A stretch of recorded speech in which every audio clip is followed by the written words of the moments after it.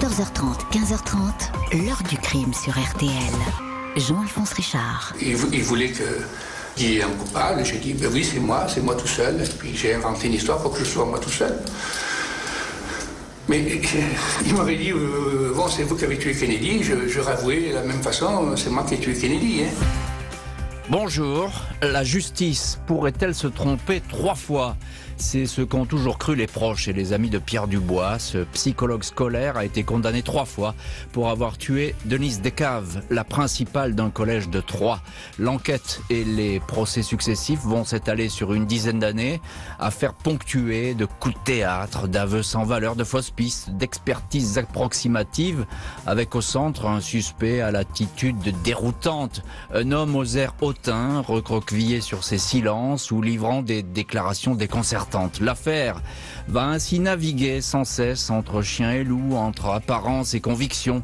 Aujourd'hui encore, des années après les faits, chacun reste dans son camp, une fracture entre ceux qui croient Pierre Dubois coupable et ceux qui affirment qu'il est victime d'une triple erreur judiciaire. Comment Pierre Dubois serait-il devenu le meurtrier d'une femme qu'il n'aimait pas et qui le détestait ? Le doute est-il toujours permis ? Question que nous poserons aujourd'hui à nos invités. 14h30, 15h30. L'heure du crime sur RTL. Aujourd'hui dans l'heure du crime, l'affaire Pierre Dubois. Cet homme discret et même secret va se retrouver impliqué dans un meurtre sauvage derrière les murs d'un collège de l'Aube au printemps 1993.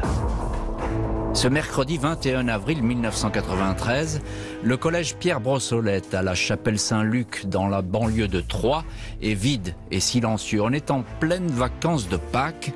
Aucun élève sur place, aucun enseignant. Seulement 10 agents de service vaquent à leurs occupations. 3 maçons effectuent des travaux sur une façade. Un jardinier taille une haie. À 12h05, Madame Petillot, secrétaire de Denise Descaves, part déjeuner. Elle verrouille la porte derrière elle et laisse seule dans son bureau Madame la principale qui remplit les feuilles de notation du personnel. Denise Descaves aime travailler au calme à l'heure du déjeuner.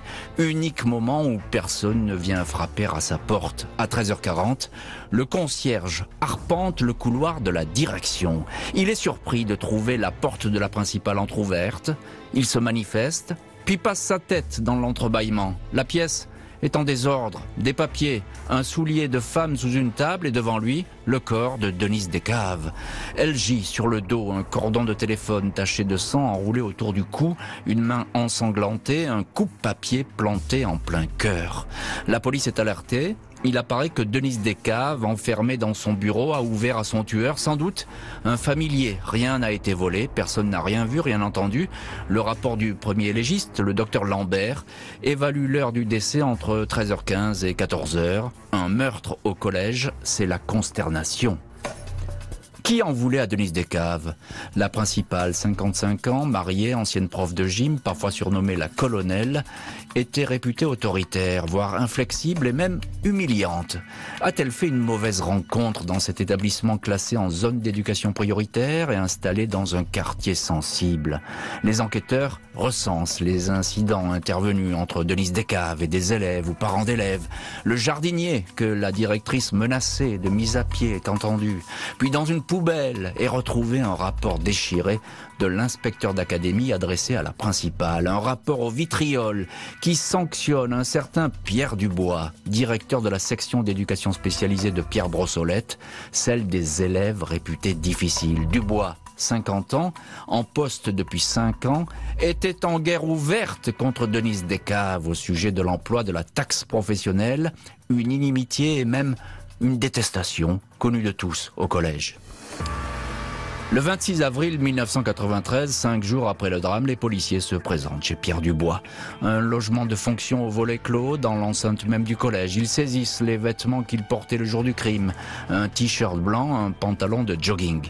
Pierre Dubois ainsi que son épouse sont placés en garde à vue. Leur fille est entendue. Dubois apparaît mal à l'aise, comme déboussolé par cet interrogatoire. Cet homme qui ne voit jamais personne, fuit les pots des collègues et toutes les mondanités, semble vivre en autarcie avec sa petite famille. Il n'est pas bavard, il est encore moins habitué à être pressé de questions. Après 24 heures de garde à vue, il craque. Il avoue avoir tué Denise Descaves et lui avoir serré le cou. Il ne parle ni du fil de téléphone, ni des 2 coups de papier. Aveu signé, puis rapidement retiré. Dubois a dit n'importe quoi pour qu'on le laisse en paix, son épouse et sa fille. On m'aurait demandé de dire que j'avais tué Kennedy, je l'aurais dit, confiera-t-il plus tard. Les aveux ne cadrent pas avec la scène de crime, qui plus est à l'heure à laquelle Denise Descaves a été tuée. Entre 13h15 et 14h, Dubois était en voiture avec femme et fille, direction sa maison de campagne, à quelques kilomètres de Troyes. Il ressort libre. Le 4 mai, rentrée des vacances de Pâques, Pierre Dubois est de retour au collège. On le regarde de travers, on le fuit. Aucune charge ne pèse sur lui, mais il est de toute évidence le suspect numéro 1. Maître Philippe Sarda, bonjour. Bonjour. Merci beaucoup d'être dans le studio aujourd'hui de l'heure du crime avec nous. Vous connaissez parfaitement ce dossier, vous l'avez suivi, vous avez été présent aux procès qui vont suivre, vous êtes l'avocat des parties civiles et donc de la famille de Denise Descaves, la victime. Déjà une première question, Denise Descaves est tuée dans son bureau, à une heure où elle aime travailler seule, on l'a dit, où elle s'enferme même dans ce bureau. Il faut connaître les lieux pour venir spécifiquement dans ce bureau, c'est pas donné à tout le monde. Il faut connaître les lieux, puisque comme souvent dans les établissements scolaires, les bureaux administratifs sont regroupés dans un endroit qu'on ne peut pas deviner si on ne connaît pas effectivement ce collège. Et qui est la victime, Denise Descaves ? On l'a dit, autoritaire, sûre d'elle, maîtresse femme, on va tout entendre sur cette principale de collège. C'est vrai, c'est une femme qui a laissé une empreinte très forte, notamment chez son mari et ses filles, ses 3 filles, qui ont été mes clients.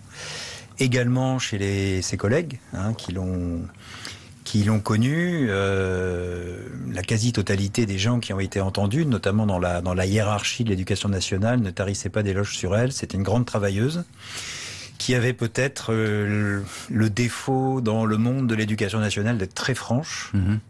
Ce qu'elle avait été avec Monsieur Dubois, elle disait ce qu'elle pensait et elle faisait ce qu'elle disait. Et donc, lorsqu'elle avait quelqu'un dans le nez, elle lui faisait pas de cadeaux et elle pouvait même l'humilier, il faut le dire. Absolument. C'est ce que disent en tout cas ses collègues. Elle pouvait être très tranchante, donc humiliante, en public ou en privé, elle s'en fichait. Quand elle arrive au collège, Pierre Dubois, lui, il est déjà en poste dans ce collège Pierre Brossolette. Sa vie va changer. Il va plus beaucoup avoir la paix avec Madame Descaves. Elle le considère comme assez médiocre professionnellement. Et donc, elle va pas se contenter de ce qu'il entre guillemets, de ce qu'il donne jusque-là. Et effectivement, lui ne l'accepte pas. Un conflit va naître. Et nous sommes au moment du meurtre, à un moment où elle doit faire une notation. Et cette notation risque d'avoir des conséquences assez lourdes pour Dubois. Elle l'avait prévenu pour sa carrière. Elle l'avait prévenu. Et là, il risquait de perdre la direction de la section d'études spécialisées qu'il dirigeait depuis plusieurs années. Et elle est effectivement en pleine notation, d'ailleurs, lorsqu'elle est tuée. Elle est en train de rédiger ces fameuses fiches qui font peut-être trembler tout le collège, peut-être. En tout cas, on s'attend à ce que ces notes soient communiquées dès la rentrée scolaire. Bonjour, Patricia Bizzari. Bonjour Monsieur Richard. Merci beaucoup vous aussi d'être en ligne dans l'heure du crime aujourd'hui. Vous avez eu Pierre Dubois comme directeur à Pierre Brossolette à la Chapelle Saint-Luc pendant 3 ans. Vous êtes une ancienne enseignante de ce collège et vous allez d'ailleurs apporter votre soutien permanent à Pierre Dubois, soutien que vous exprimez encore d'ailleurs aujourd'hui, on y viendra un peu plus tard. Question très simple, Patricia Bizzari, qui est Pierre Dubois? On entend tout sur lui, il est fuyant, il est secret, il est austère, il parle pas beaucoup? Oui, un petit peu austère, mais enfin, bon... Il était vieille France, il était très bien élevé, ce monsieur. Voilà, justement, il était respectueux, mais il n'était pas louche. Il était pas comme tout le monde, dans ce sens où il n'y avait pas de télévision à la maison, il n'y avait pas le magnétoscope, il y avait pas. C'est un monsieur très économe. Alors on en a fait quelqu'un de vraiment radin, les doigts crochus. Alors qu'il était tout simplement économe. Il était très poli, mais on en a fait quelqu'un d'obséquieux. Vous voyez ce que je veux dire? Oui. On a transformé sa personnalité. Nous, à la SECPA Brossolette, on était 6 ou 8 enseignantes. On n'a jamais donné ces qualificatifs-là à M. Dubois. Jamais. Alors, j'entends bien que vous le défendez, Pierre Dubois, mais il avoue à ce moment-là, dès le début de l'enquête, et ça va peser lourd d'ailleurs dans la suite du dossier. Pourquoi, Patricia Bizzarri, pourquoi selon vous, est-ce qu'il avoue comme ça tout de suite, Pierre Dubois?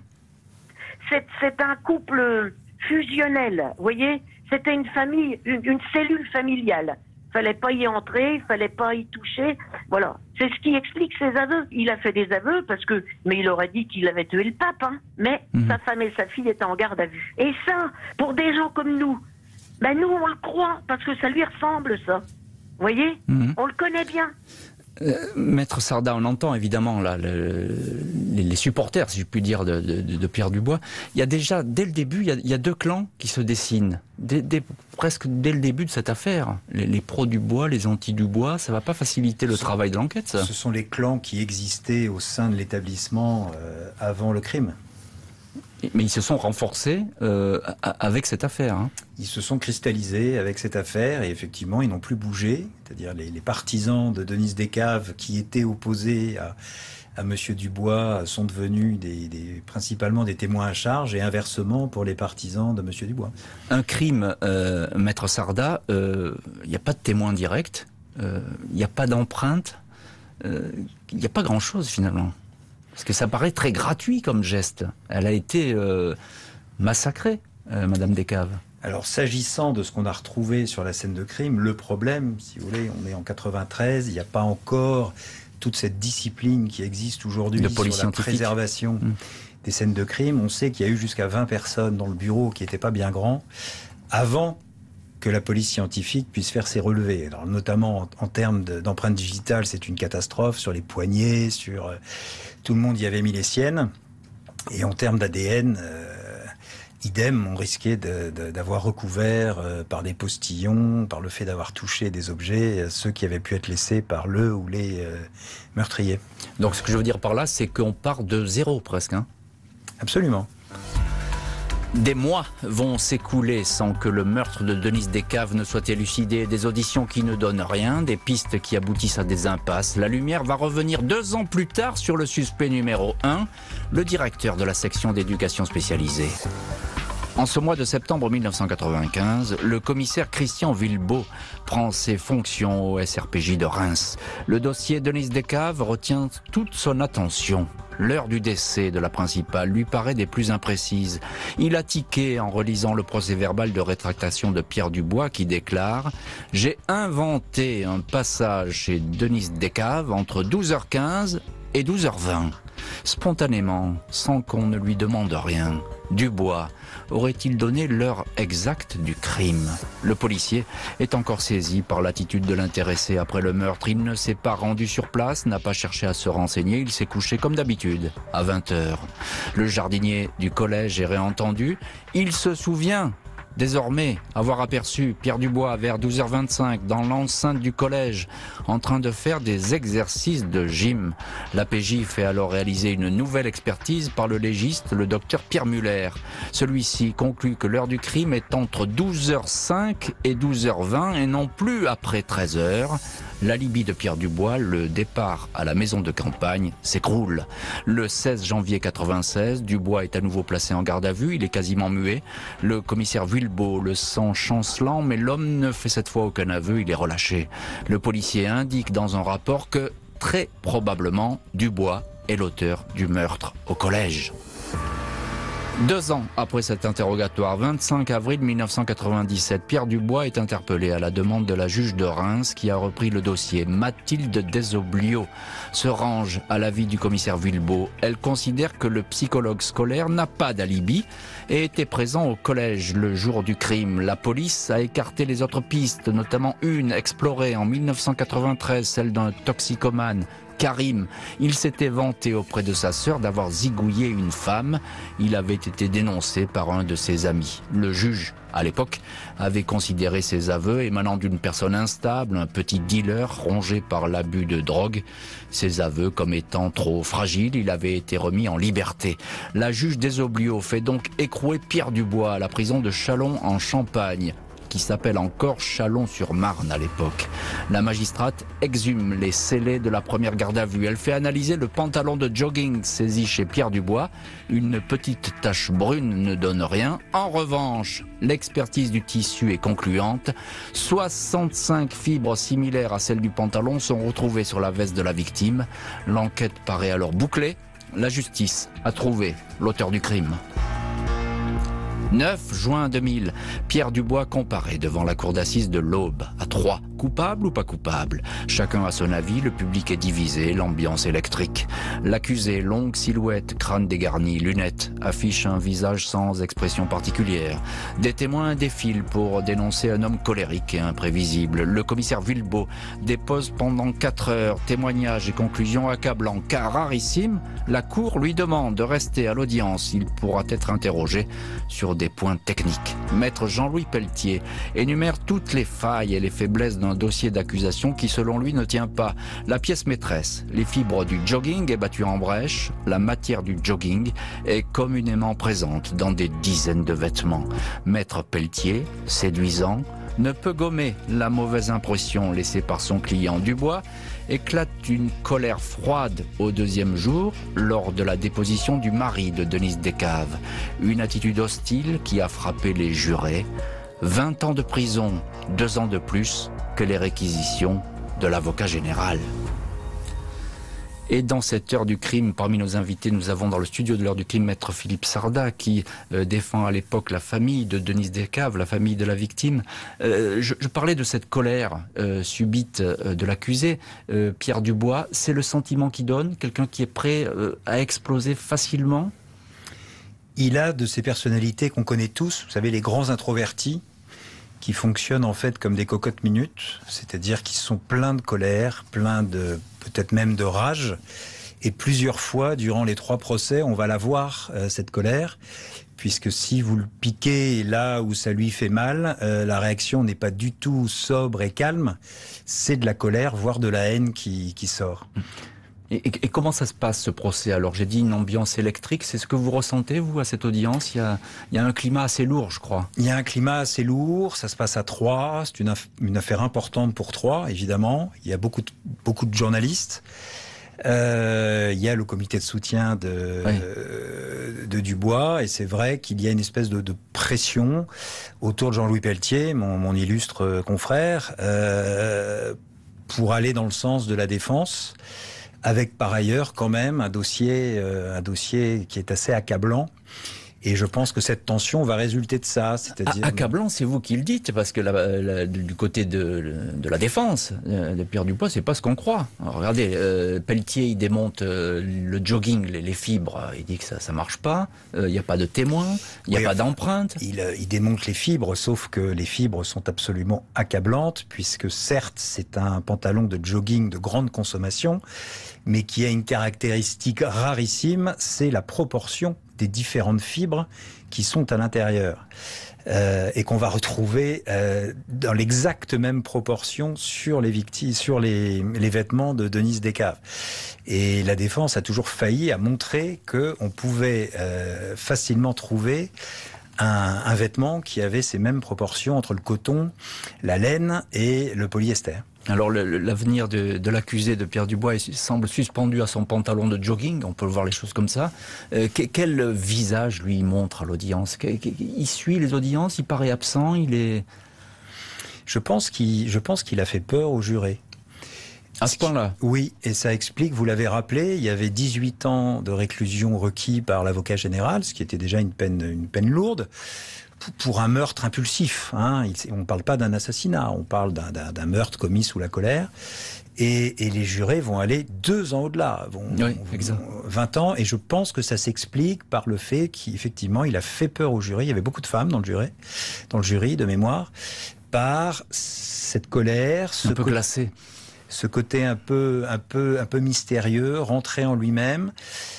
Cette absence absolue de regret et de remords, alors pas sur le crime lui-même. D'empathie. Voilà, exactement, d'empathie. Il va s'énerver quand Pierre Descaves va lui reprocher de ne pas lui avoir adressé un mot de condoléance, qui va être quand même très maladroit de sa part. Et donc je pense que les jurés, pour le condamner aussi lourdement, se sont dit, celui-là, il est dangereux. Alors on retrouve Patricia Bizzarri, vous êtes de l'autre côté, évidemment, vous défendez, vous n'êtes pas avocate, vous êtes enseignante, mais vous défendez votre collègue ou confrère, comme on voudra, Pierre Dubois. Il est condamné, et vous êtes là à l'audience, c'est la surprise pour vous? Il était sûr de lui, et nous, on était sûrs de lui aussi. Donc, il prend 20 ans. Alors là, on s'est complètement effondré, hein. On s'est complètement effondré. Et donc, à ce procès assistait une dame qui nous a proposé de créer un comité de soutien. C'est ce qu'on a fait, tout de suite. Alors, Maître Sarda disait que son attitude, finalement, et ce côté un peu glacé a joué contre lui. C'est vrai, ça a joué contre lui? C'est sûr qu'il s'est pas rendu sympathique, hein. Surtout avec ses collègues de Bar-sur-Aube qui pouvaient déjà pas le voir quand il travaillait avec eux. Alors, vous pensez, quand ils l'ont vu dans le box des accusés, ils l'ont bien enterré, hein. Ils l'ont bien enterré. J'ai toujours trouvé ça, d'ailleurs, affreux. D'enterrer quelqu'un dont on ne sait rien sur l'affaire et simplement sur des... Bah oui, c'était mal passé avec eux. C'est affreux, ça. Affreux. Alors, vous allez dire et redire en permanence que c'est l'intime conviction, finalement, des jurés, et seulement ça qui a fait condamner Pierre Dubois, pas de preuves formelles. C'est ce que vous dites à ce moment-là. Alors, je vais vous dire, là, on a parlé sur les impressions. Mais nous, on a quand même des preuves que M. Dubois n'a pas pu faire. Il y a des faits. Si vous voulez, son ADN n'est pas du tout sur la scène de crime. Les fameux poils verts, là, les fibres vertes qu'on retrouve. Non, mais attendez, on marche sur la tête. Ce seraient des fibres de l'intérieur du pantalon de survêtement de M. Dubois, lequel était tellement usé qu'elle serait passée au travers pour aller sur la veste de Madame Descaves. Un pantalon de survêtement comme ça, il y en a eu des centaines de vendus au magasin à côté du collège. Et voilà.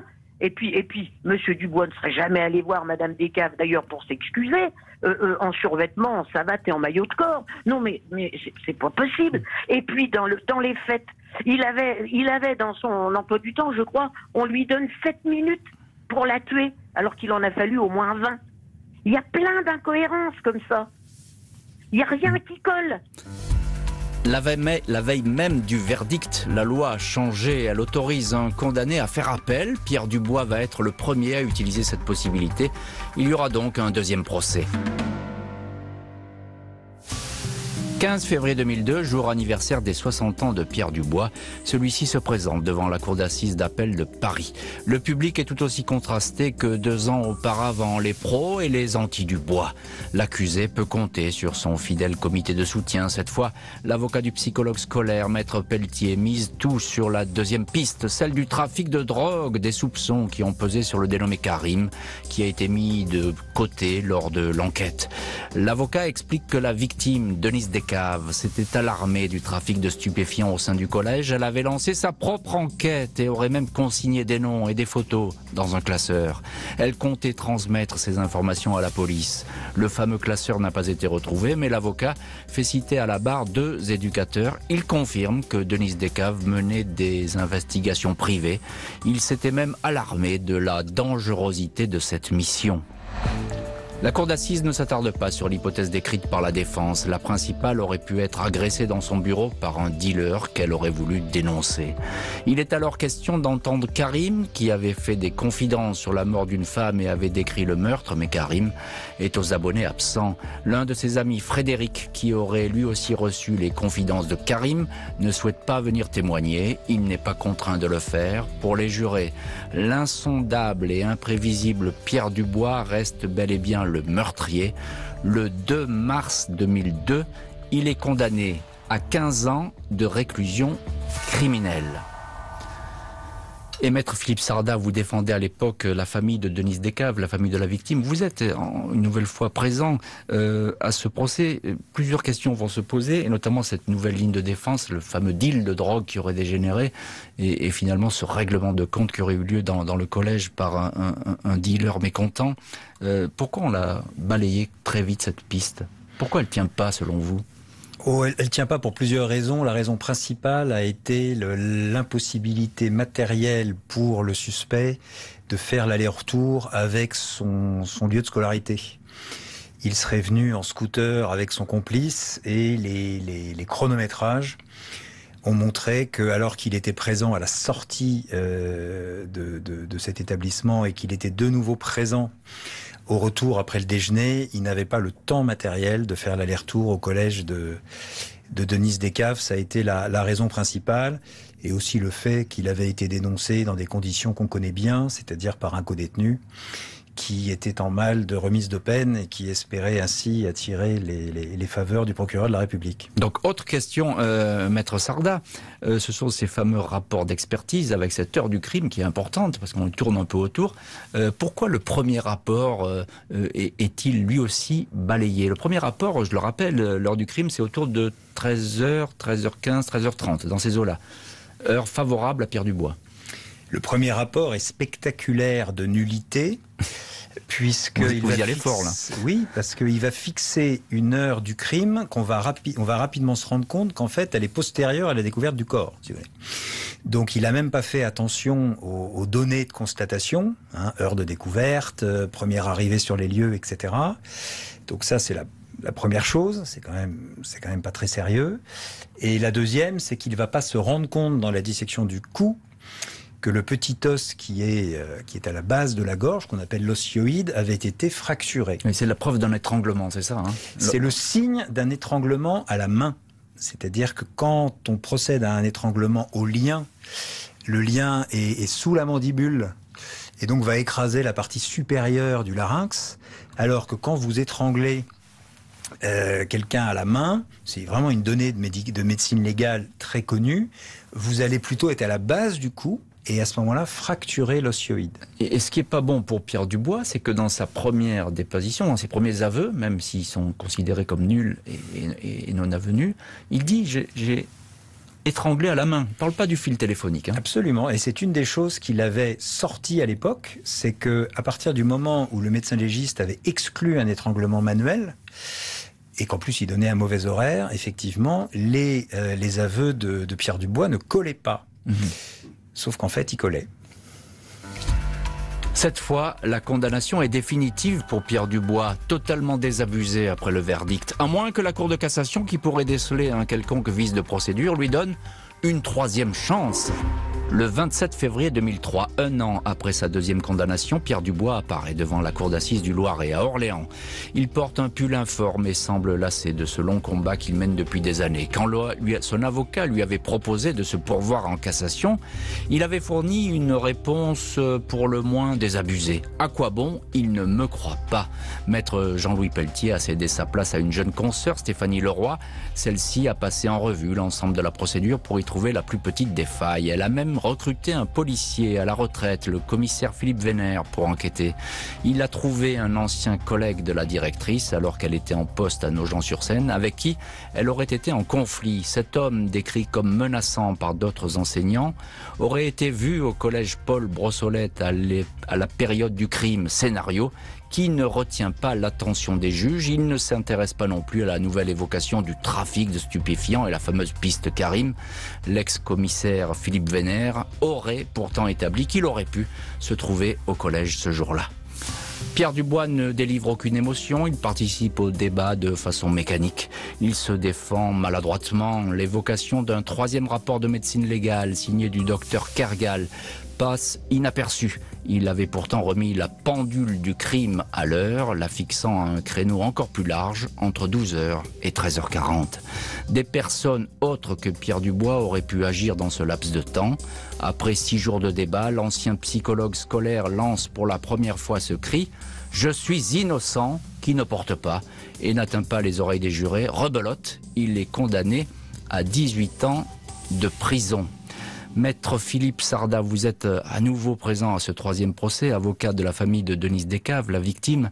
On a l'impression que c'est bis repetita, c'est pas copie conforme, mais presque. Alors que le deuxième procès, il avait été, selon vous, exemplaire, tout avait été démontré.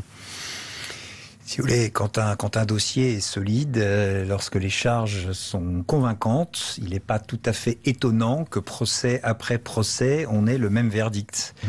Pierre Dubois a beau protester de son innocence, si vous voulez, il y a des constantes dans ce dossier sur son attitude, sur son emploi du temps, sur le fait qu'il est vu effectivement autour de l'heure de midi dans l'enceinte du collège, sur les raisons qui ont pu le pousser ce jour-là à vouloir avoir un entretien en tête-à-tête avec Denise Descaves. Les fibres, etc. Le dossier est très convaincant. Le dossier est convaincant selon vous. C'est pas l'avis de Maître Stéphanie Leroy. Bonjour Maître Leroy. Bonjour Monsieur Richard. Merci beaucoup vous aussi d'être dans l'heure du crime. Je le rappelais, vous êtes arrivé, vous avez pris la défense de Pierre Dubois à ce moment-là, ce troisième procès. Jamais à aucun moment il n'a fendu l'armure, Pierre Dubois, votre client. Je pense que ça n'a pas aidé parce que s'il s'était exprimé, s'il s'était ouvert, s'il avait même manifesté de la colère à se retrouver, parce qu'il conteste les faits depuis l'origine, et il aurait pu y avoir une forme de colère qu'on ne retrouvait pas chez lui, parce que c'est vraiment l'homme fermé, la colère rentrée et qui n'exprimait pas. Enfin, il y avait un décalage entre son attitude et l'enjeu qui était le sien lors de cette comparution devant la cour d'assises. Alors, Maître Leroy, comment est-ce qu'il accueille cette condamnation, Pierre Dubois ? Je pense que sur le coup, je manifeste beaucoup plus d'abattement que Pierre Dubois parce qu'il encaisse les choses.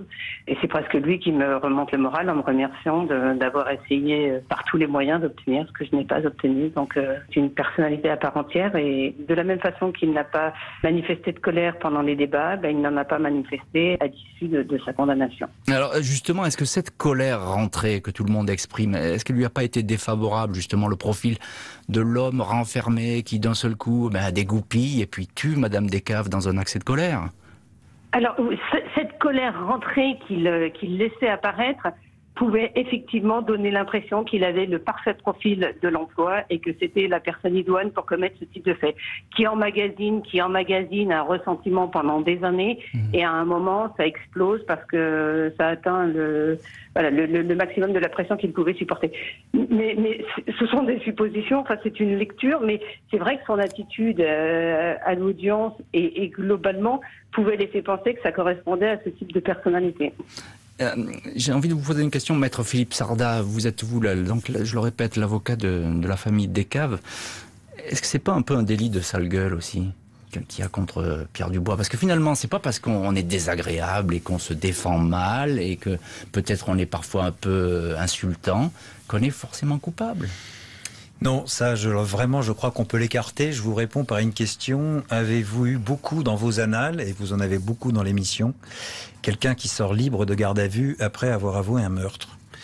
Ces aveux, certes, ne collaient pas parfaitement à l'état du dossier à l'époque, mais il avait quand même avoué un meurtre. C'est un monsieur qui a une éducation, qui a une personnalité.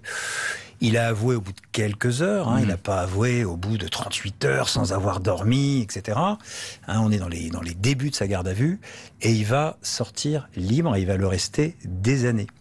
Donc je crois non. Si on est allé finalement rechercher Pierre Dubois, c'est qu'on a accumulé contre lui des charges qui ont fini par convaincre qu'il était le coupable. Cette fois, Pierre Dubois est définitivement condamné. Il n'a plus aucune issue. Il va devoir purger sa peine de 18 ans de prison. Lui qui a déjà passé 6 ans derrière les barreaux, ses amis vont continuer à se mobiliser. Ce 28 septembre 2009, après plus de 12 ans de détention, Pierre Dubois retrouve la liberté, sortie presque furtive, à l'image d'un personnage qui préférait depuis toujours rester dans l'ombre. Depuis cette date, Dubois a retrouvé sa famille et sa maison de campagne à quelques kilomètres de Troyes, bien décidé à tourner la page et à se faire oublier. Son épouse et sa fille auraient très douloureusement vécu cette longue épreuve judiciaire. Après la 3e condamnation, son avocate Stéphanie Leroy avait demandé la grâce de son client, mais sa requête n'avait pas eu de suite. Lors de sa première garde à vue, Pierre Dubois avait formulé ces interrogations. Est-ce que j'aurais pu faire ça sans m'en rendre compte? Est-ce que vous pensez que si je l'ai tué, j'aurais pu oublier? Mystérieuse question restée encore aujourd'hui sans réponse. Patricia Bizzarri, on vous retrouve. Vous avez longtemps piloté le comité de soutien à Pierre Dubois et vous croyez d'ailleurs toujours aujourd'hui à son innocence. Qu'est-ce qui devient Pierre Dubois aujourd'hui? Il est rentré chez lui. Il n'a pas voulu qu'on fasse un accueil ou une fête. Il a tiré un trait là-dessus. Voilà, il est rentré chez lui, aux côtés de sa femme, ça a bouleversé des vies. Hein. Il a fait la connaissance de ses petits-enfants qui ne le connaissaient pas. Hein. Patricia Bizzarri, vous avez jamais changé votre fusil d'épaule, pas de preuves formelles, des présomptions, c'est ce que vous continuez à dire aujourd'hui. Toutes les preuves peuvent être, d'ailleurs c'est ce que disait Pelletier. Moi, je plaide sur les faits. Je ne fais pas du cinéma. Je ne dis pas, Monsieur Dubois est entré ici et il a fait ci, elle voulait pas, il a fait ça. Moi, sur les faits, Monsieur Dubois est absent de la scène du crime. Dans les mains de Madame Descaves, il y a un long cheveu blond avec bulbe. Eh ben, il a été détruit à l'analyse, dites donc. Incroyable, incroyable. Toute l'affaire Dubois est ainsi. Maître Stéphanie Leroy, vous êtes également dans l'heure du crime, au téléphone de l'heure du crime. Vous êtes l'avocate de Pierre Dubois et vous êtes allé jusqu'au bout de cette affaire, même à écrire au président de la République pour avoir une requête pour obtenir la grâce de votre client. C'est une affaire singulière, on peut le dire comme ça, Maître Leroy? Oui, on n'a pas d'aveu. Enfin, il y a des aveux initiaux, mais qui sont tellement fantaisistes que finalement sa garde à vue est levée. Il y a des années et des années de contestation de la part de Pierre Dubois. On n'a pas de preuves matérielles, c'est-à-dire qu'on n'a pas des traces papillaires pouvant le rattacher à la scène de crime. On n'a pas davantage d'ADN. Et finalement, il n'y a pas de témoin non plus. Donc c'est sur une intime conviction que les choses se jouent et c'est ce qui fait que cette affaire est aussi singulière. Je pense que Maître Philippe Sarda, avocat de la famille de Denise Descaves, vous n'êtes pas d'accord avec cette démonstration. Pas de preuves et uniquement de l'intime conviction. Selon vous, les procès ont permis d'aller plus loin. Moi, j'ai le souvenir d'une justice très prudente, trop à notre goût d'ailleurs, vis-à-vis de Pierre Dubois, où les éléments vont s'accumuler. Alors c'est vrai, un peu sous l'impulsion du commissaire Villebeau, après son arrivée, qui était un homme, je le dis, en tant que partie civile, un policier trop acharné contre Pierre Dubois, mais qui a quand même fait bouger ce dossier. Il y a eu un changement de juge d'instruction, et les éléments se sont accumulés au fil du temps, et ce n'est qu'à partir du moment où il y avait là vraiment ce faisceau, pas seulement de présomption, de charge contre lui, qu'il a finalement été réarrêté. Donc, je ne suis pas d'accord avec cette façon de présenter le dossier. Ouais, selon vous, il y a effectivement des éléments qui permettent d'aller plus loin. Est-ce que la famille de la victime, la famille de Denise Descaves, est de cet avis? Est-ce que finalement, elle a eu satisfaction, entre guillemets? Est-ce qu'aujourd'hui, la vérité pour elle est là et s'est imposée? Mes clients à l'époque étaient extrêmement prudents, d'ailleurs, d'abord parce que c'était des gens très respectueux des droits, et notamment de la présomption d'innocence, et qui, vous l'avez rappelé, il y a eu plusieurs pistes, donc avec à chaque fois un espoir déçu. Et j'ai réalisé, d'ailleurs c'était très émouvant, notamment pour Pierre Descaves, qui ne s'était pas autorisé vraiment à croire à la culpabilité de Pierre Dubois, tant que la cour d'assises n'avait pas statué. Oui. Et il s'est littéralement effondré au verdict de 3, donc au premier procès, avec, vous voyez, en vous parlant, j'en ai le souvenir, avec ce contraste extraordinaire d'un Pierre Dubois assez mutique et finalement peu expressif d'émotion dans son box, et Pierre Descaves littéralement effondré, physiquement, à terre, en pleurs, parce que il s'autorisait enfin à croire à la culpabilité de Dubois. Patricia Bizzarri, juste en quelques mots, on entend ce que dit Maître Philippe Sarda. Pour vous, vous en restez toujours sur cette thèse, c'est une erreur judiciaire, c'est ça? Ah oui. Pour moi, je pense que c'est une erreur judiciaire. Alors maintenant, il est vrai que Monsieur Dubois ne veut plus du tout qu'on en parle et je comprends, je comprends. Parce que c'est le bouleversement d'une famille comme ça, c'est terrible, c'est effrayant. C'est effrayant pour l'être humain qu'il était. Mais pour moi, c'est une erreur judiciaire, oui. Et j'espère que, justement, il y a tellement de contre-vérité là-dedans que j'espère qu'un avocat s'occupera un jour de ce cas et démontrera la vérité. Et puis peut-être qu'un jour, qui sait, on trouvera le vrai coupable, on le retrouvera du moins. Maître Sarda, un mot, le vrai coupable, on l'a trouvé, c'est ça? On l'a trouvé, il a été condamné et il mène aujourd'hui une vie tranquille après avoir purgé sa peine. Merci beaucoup Maître Philippe Sarda, Maître Stéphanie Leroy et Patricia Bizzarri d'avoir été les invités de l'heure du crime aujourd'hui. Merci à l'équipe de l'émission, Justine Vignot, Marie Bossard et Boris Pirédu qui était à la réalisation. L'heure du crime, présenté par Jean-Alphonse Richard sur RTL.